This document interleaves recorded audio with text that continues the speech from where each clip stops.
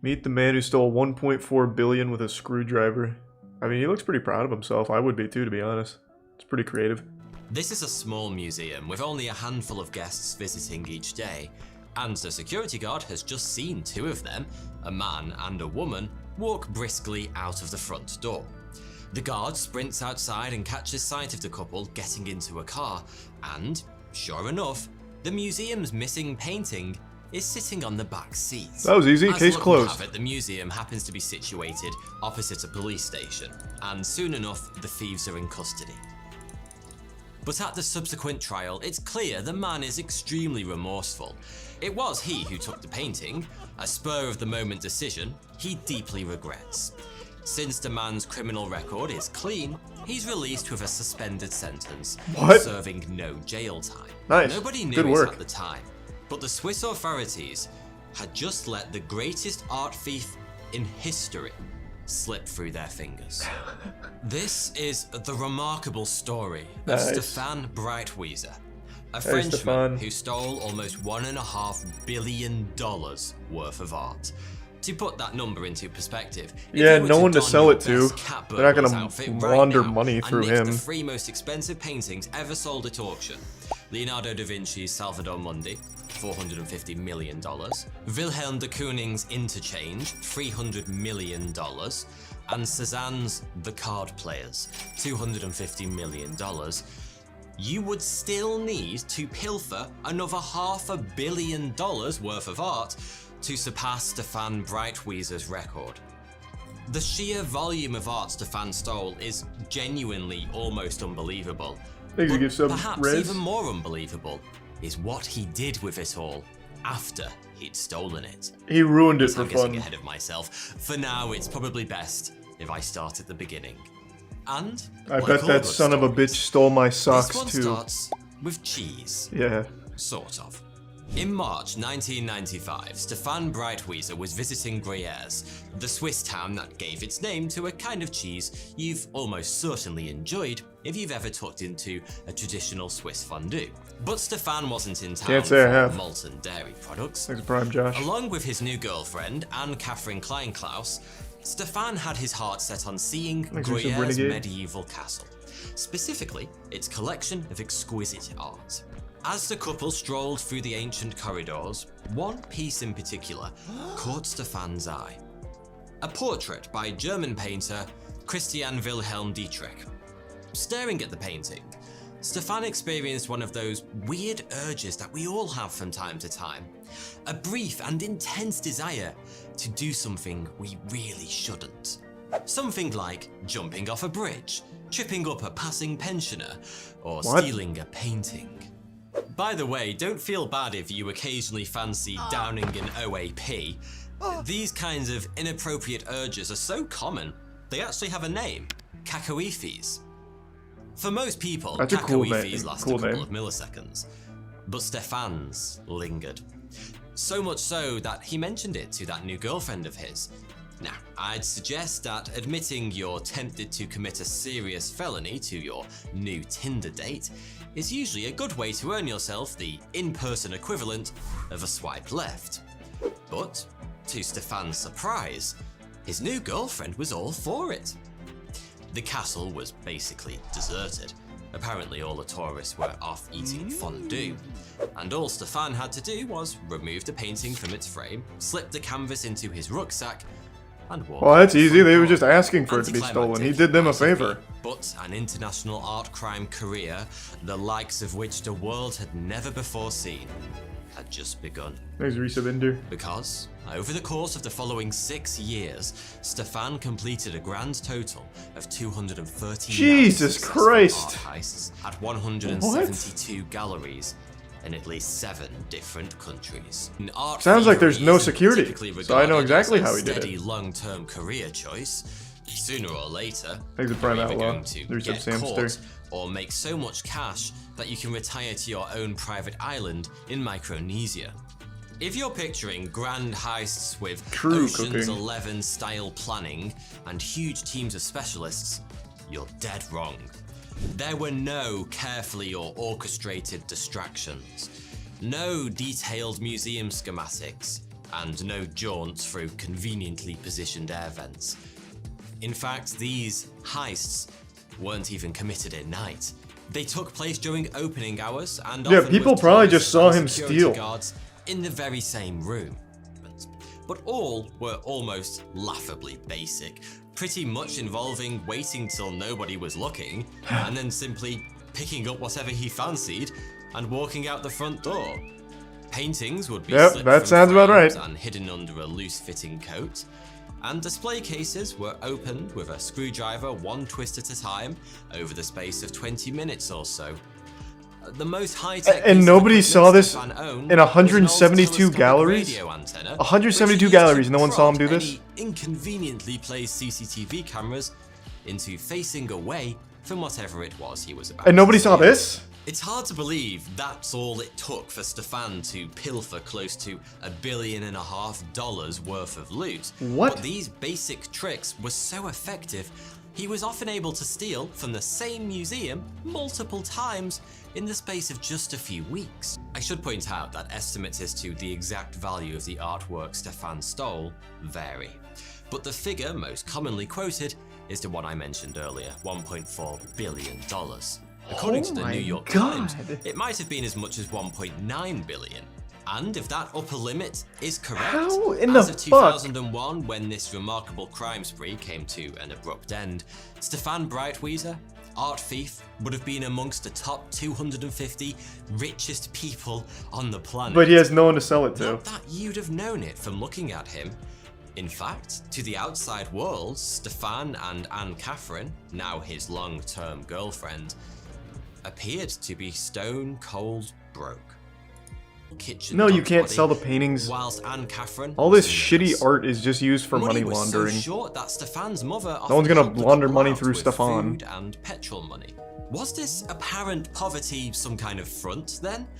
A Gus from Breaking Bad style cover story to hide their immense wealth from the outside world? Stefan and Anne Catherine appeared close to destitute because that's exactly what they were. Despite having stolen well over $1 billion worth of fine art, How did they the not pair catch him hardly by had seeing 2 who pushed the cents to camera? rub together. That's what I want to know. And not because they'd blown their riches on boats and hoes either. Despite having taken enormous risks to steal hundreds of treasures of almost unimaginable value, Stefan Breitwieser never sold a single one of them. Not one.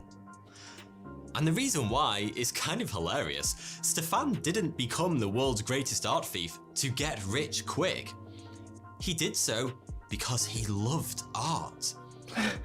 Instead of selling the pieces he stole, he kept them in the apartment he shared with Anne Catherine, simply to have the pleasure of owning and admiring them. Just print it out Incidentally, on the apartment Google. in question was in the attic of Stefan's mother's house in the What the city fuck is of the point? Mulhouse, France. The couple were so poor they couldn't afford to rent.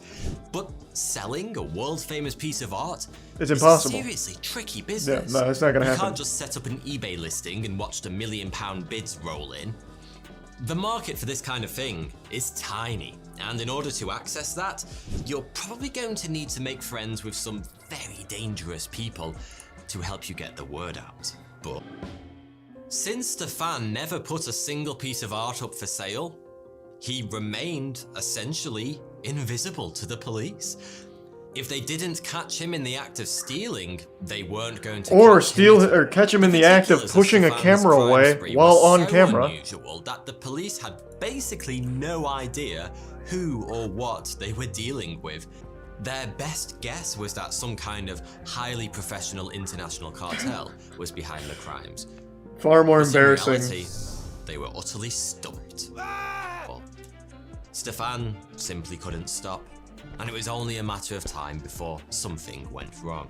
Someone opened their The item eyes. that eventually ended his reign of art-based terror was, of all things, a bugle.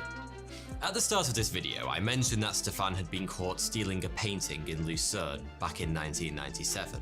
He'd gotten away with little more than a slap on the wrist at the time, but during the process of being booked, he'd had his fingerprints taken. From that moment on, he'd been careful to wear gloves during his thefts, to ensure he never left behind any prints that could be matched to his earlier arrest.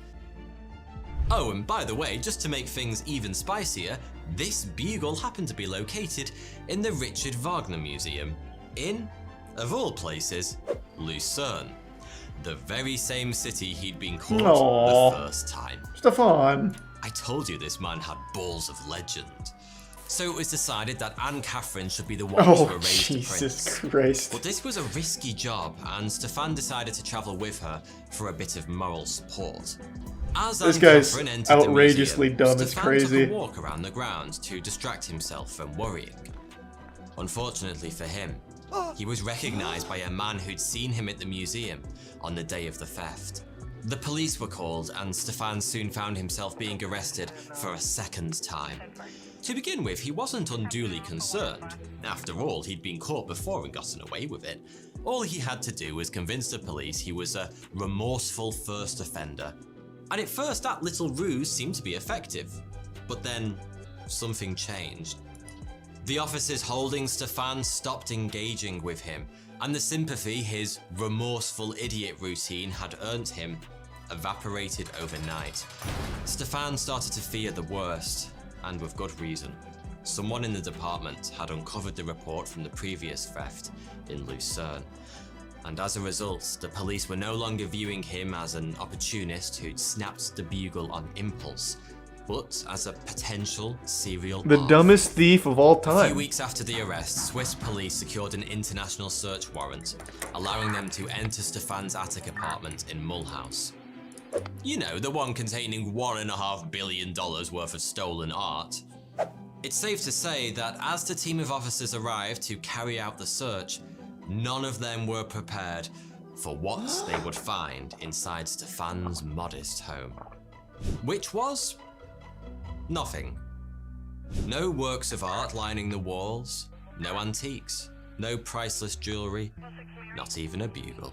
No, I haven't read Just anything or a watched anything bare on it attic yet. apartment, much like Chat any mentioned it other. once though. Wait, what?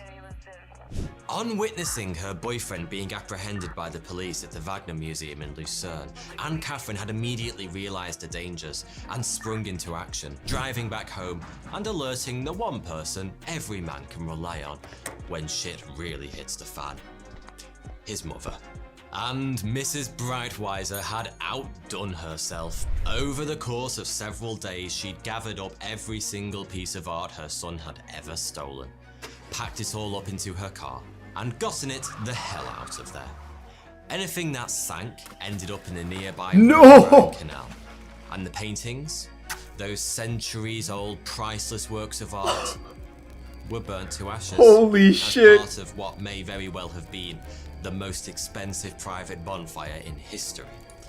The last few odds and ends were That's unceremoniously dumped in a nearby forest.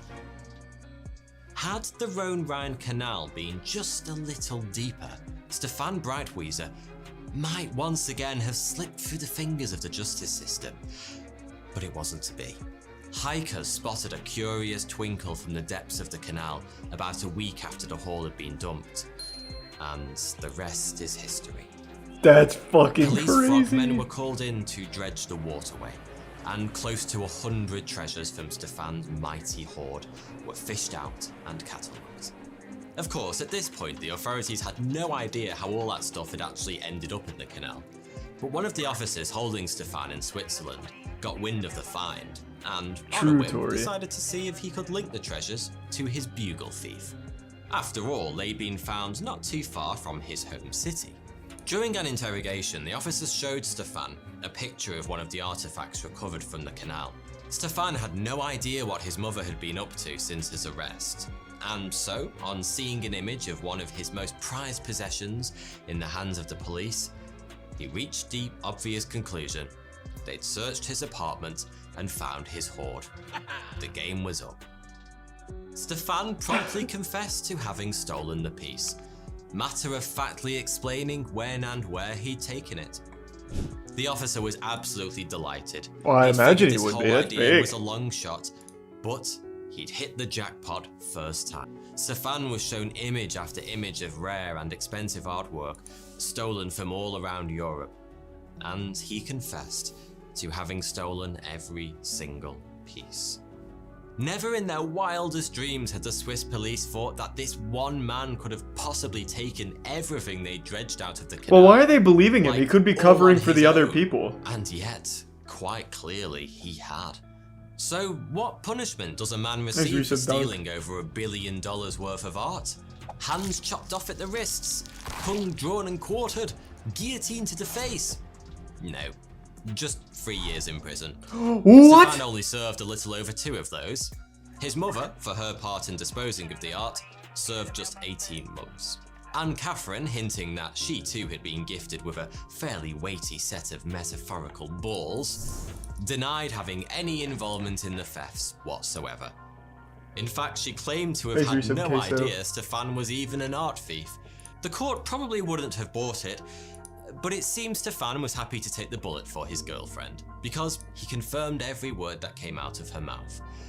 And Catherine was sentenced to 6 months for receiving stolen goods, but she only spent a single night behind bars. Oh my god. It doesn't end quite there either, because it turns out prison did absolutely nothing to reform Stefan Breitwieser. In 2011, police found more than 30 works of art stashed in his house. Stolen, naturally. Just sell it, Stefan. For 3 years behind bars. Jesus. And in 2019, he was arrested once again for trying to sell a paperweight stolen from a museum in San Luis on eBay. Thank you. At least you tried to sell it this time. Sloppy. But hey, sloppy or not, Stefan Breitwieser remains quite possibly the greatest art thief to have ever. No, he's more the dumbest thief to ever exist, I would say. Do you really? He just chose the right target. Like, he's perhaps one of the dumbest thieves I've ever heard of. He just went to the right places. All he did was take the fucking art off of the wall when no one was looking at him. That's like something you do as a child when you take a cookie out of the jar when your mom leaves the room. No one else thought of it like he did? Yeah, because it's so stupid. But I guess, to be fair, if you've ever been to an art museum, I've only been to one actual one. I went to the Salvador Dali Museum when I was a kid.